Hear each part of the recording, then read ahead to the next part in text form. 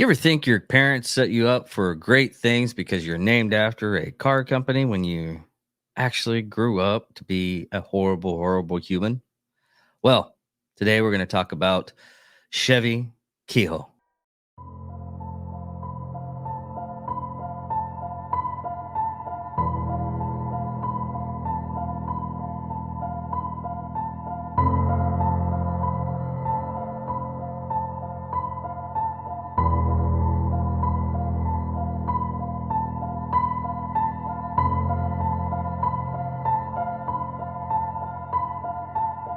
Ladies and gentlemen of all ages, boys and girls, thank you for tuning in to yet another episode of Angry Meat Production.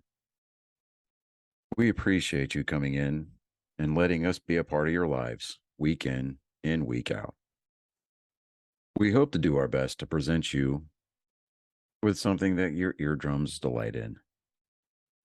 Whether you're looking at us on YouTube or Rumble, or listening to us on Spotify, Google, or Anchor, or any of the other podcast services that we are currently on or trying to get on. We thank you. And if you don't mind, at the end of every episode, stop by, leave us a comment, leave us a like. If it asks for 5 stars, we'll take 5 stars, even if you don't like us. 5 stars are what it's all about. With that being said, we hope you enjoy our attempt to make our advocation our vocation.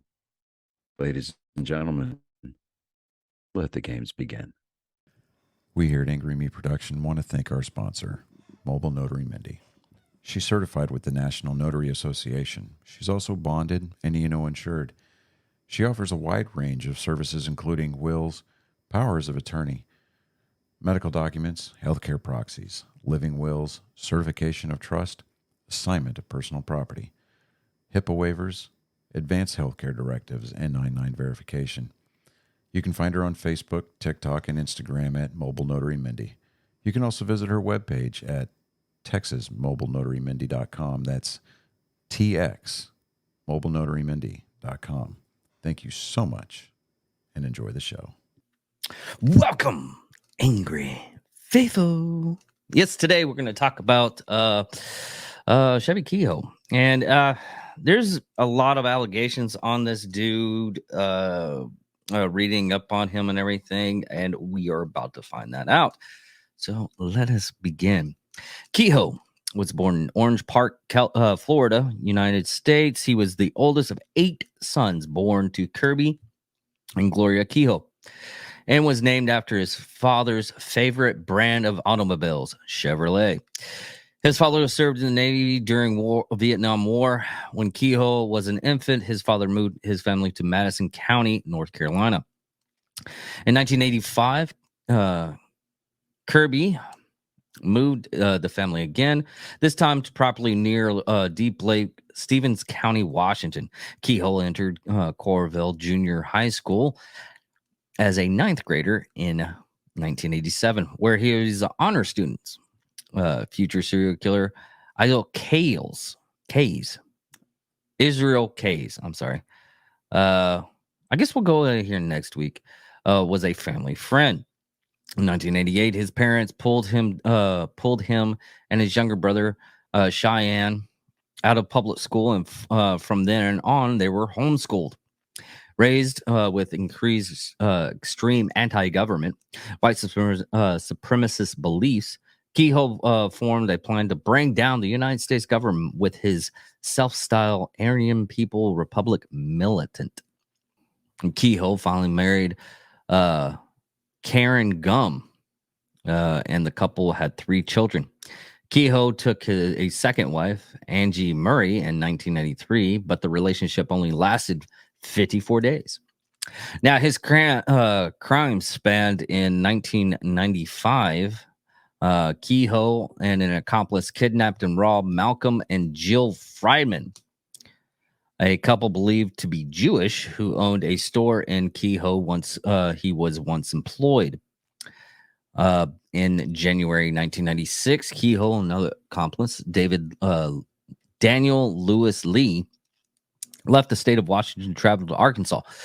On January 11th, 1996, they arrived at the home of William Frank Moeller, a gun dealer who lived in Tiddly, Arkansas, and who was in possession of a large collection of weapons, ammunition, and cash.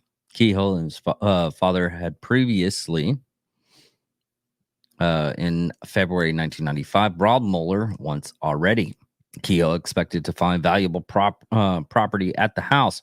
Dressed as an FBI agent, the two men tried to enter the homes of Moeller's, but were not at home. The Moellers were not at home.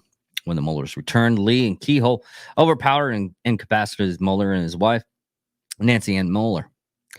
They were questioned. Nancy Moeller's 8-year-old daughter, Sarah Elizabeth Powell,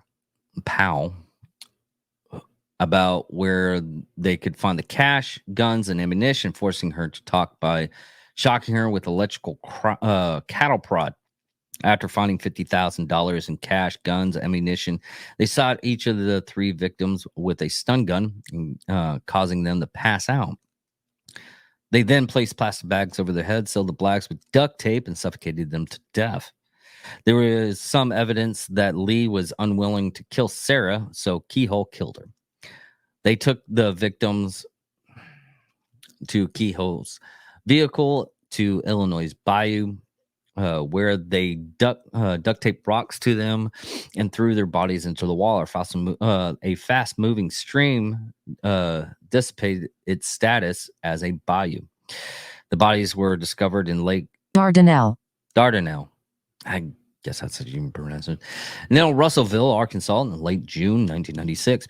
Kehoe and his family took the stolen property to a motel in Spokane, Washington, by way of Christian Identity Community of Elm City, Oklahoma. William Mulder had put some stolen firearms into a federal firearms license registry as insurance as the potential theft. The Bureau of Alcohol, Tobacco, Firearms, and Explosives used the ID number in the registration to trace the stolen firearms to several other men who confirmed they had purchased them in Spokane from Chevie Kehoe and his father, Kirby. On February 15th, 1997, Kehoe and his brother Cheyenne, were involved. Words are not working for me today. Were involved in a shootout at Ohio State Highway Patrol Trooper John Harold Hanker and the Clinton County, Ohio Sheriff's Office Deputy Robert Gates in Wilmington, Ohio. The Highway Patrol trooper had stopped their vehicles, a blue Chevy Suburban, for driving too slowly and erratically on the road, and found the license plate and the registration expired. The brothers had failed to pursue any driver's license. Chevy, the driver, complied with the officer's orders to get out of the car, but warned him against touching him when he tried to search him. The deputy noticed the trouble the state trooper was having with Chevy and stopped to help. As one of the officers called for a tow truck to impound the vehicle, Chevy suddenly began to dash back to the vehicle with the officers in pursuit. The officers had pinned Chevy to the police car, were trying to subdue him with when Cheyenne produced a handgun from his passenger seat, opened fire on the officers, allowing Chevy to jump back into the Suburbans to escape. Cheyenne himself fled into the nearby woods, where the police searched unsuccessfully for a whole day. Later that day, Chevy was involved in a shootout in an electrical supply company parking lot with two Wellington police officers, Richard Rick Woods and Sergeant Robert Bob Martin. During the second shootout, a passerby motorist, 56-year-old Frank Marison, was hit in the shoulder. The shootouts were recorded on both the trooper and the sergeant's dashboard camera and their patrol vehicle, and was widely broadcast media at the time. Footage of the shootout was first aired in 1997 on Fox's World's Scariest Police Shootouts. It has since been shown on such television programs as the most shocking and the most amazing videos among others. After fleeing from police, Chevie and Cheyenne Kehoe traveled securely with their families through different states before settling in a ranch in Utah. They worked at the local ranch owner for the time, but disputes began. The brothers over Chevy's extreme ideology grew bitter and eventually violent. Ultimately, Cheyenne left, taking his family with him. He's essentially surrendered to local police, directing them to the FBI back to Utah Ranch, where Chevie Kehoe was arrested on June 17th, 1997. In federal court, Kehoe was charged with racketeering, influence, corruption, organization statute, murdering and embedding, racketeering, and robbery conspiracy. Kehoe denied the criminal accusations against him and filed appeals. His appeals have been denied.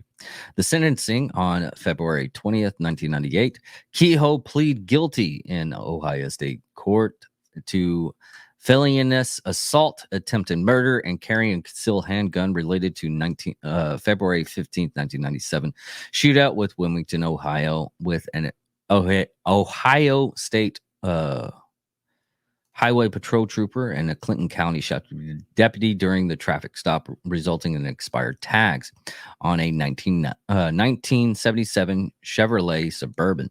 In 1999, Kehoe was convicted in federal court for January 1996 murder of gun dealer William Moeller, his wife Nancy Moeller, and 8-year-old daughter Sarah Powell. He received 3 consecutive life sentences in prison without possible parole. Kehoe's mother, Gloria, and his brother, Cheyenne, served as prosecution witnesses and testified against him in the trial. However, they both kept the street good until he got caught. Cheyenne Kehoe received 24-year prison for attempting murder and weapons possession due to its role in the Ohio shooting. While Kirby Kehoe received 44 months after pleading guilty to federal racketeering charges.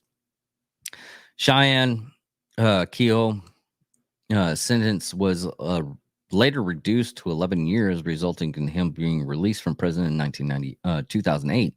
On October 14th, 2013, he and his father were arrested by federal officials in Arizona after an ATF raid on a off-grid compound. The government discovered a commercial-grade marijuana growing operation, as well as an arsenal of weapons, a set of body armor, 3 bulletproof vests, which it would be explosive powders, and the C-17 firearms. And wow, they did it by the amount of ammunition on it. It was 16,891 rounds of ammunition. They counted each one of those, and about 15 pounds of marijuana. In 2014, Cheyenne and Kirby pleaded guilty and in being possession of firearms and ammunition. Cheyenne was sentenced to 41 months in prison, while Kirby was sentenced to 10 years in prison. Cheyenne was released from prison in September 16th, 2016, while Kirby was released from prison in January 18, 2022. Kehoe was imprisoned in the United States Penitentiary of Florence, ADX, in Fremont County, Colorado, under Federal Bureau of Prisons Registry number 21300-009 in November 2019. He was transferred to the United States Penitentiary in Florence High. On December 18th, 2020, Curtis was transferred once again to United States Penitentiary in McCary in Kentucky. He was then held at United States Penitentiary Big Sandy's in Enzi. As of 2022, he is held in United States Penitentiary Terre Haute. Now, his connections, supposedly, this is not indefinite and is just part of the reading.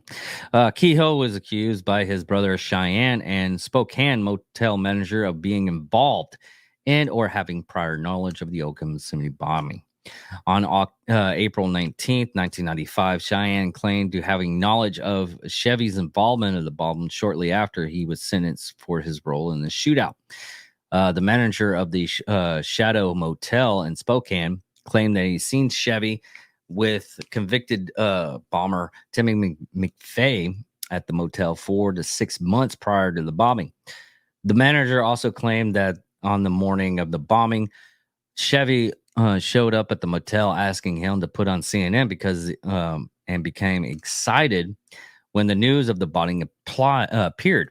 The manager claimed that Chevy had told him in days prior that something big would be happening on April 19th. Kehoe denied the allegations, and the FBI found no evidence that McVeigh had ever traveled to Spokane. Now, that's about it for this episode, everyone. It's really short. I'm gonna go over the next guy on here, and we'll Daniel Day-Lewis, which I don't know if I talked about him. Let's check this out.